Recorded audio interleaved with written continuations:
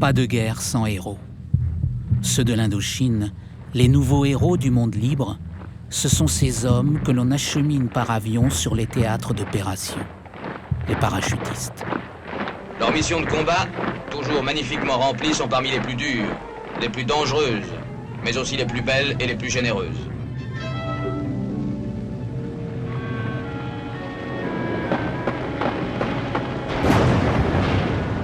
Ils sont de tous les replis difficiles, dans toutes les situations désespérées. En rizière comme en montagne, l'espoir renaît lorsque les avions de transport égrènent leur corolle de soie.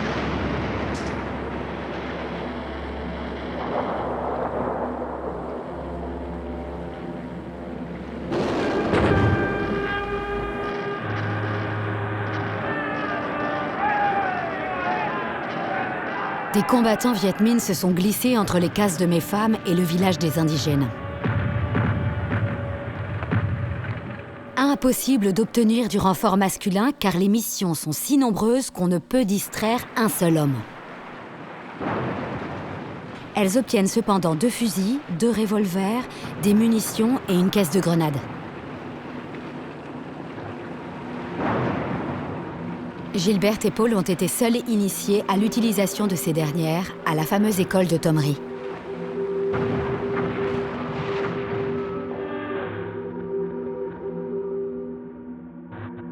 Comme convenu et promis, je vous dis toujours tout.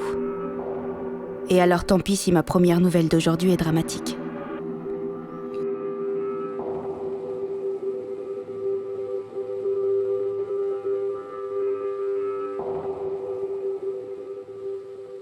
Nous avons eu une grande émotion, une grande colère, un grand chagrin. En effet, notre dernier poste militaire vient d'être pris par les Viettes. Il y a eu 9 tués. Parmi eux, celui de la FAT du service cinéma, dont le travail était d'aller de poste en poste pour distraire les soldats et qui venait de donner sa séance.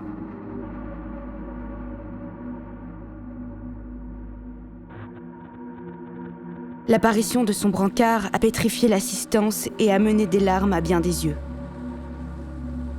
Je voudrais pouvoir vous parler d'elle en l'appelant par son prénom, comme la sœur qu'elle a été pour moi. Mais je ne le sais pas. Elle était seulement la fille du cinéma. Elle a fait le coup de feu avec les hommes et a été tuée parmi eux, un pistolet à la main.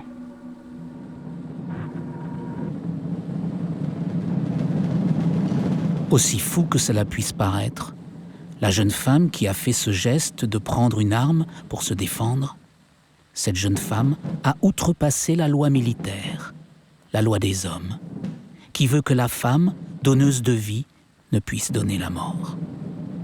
Dans les rangs des armées françaises, les femmes ne sont pas combattantes.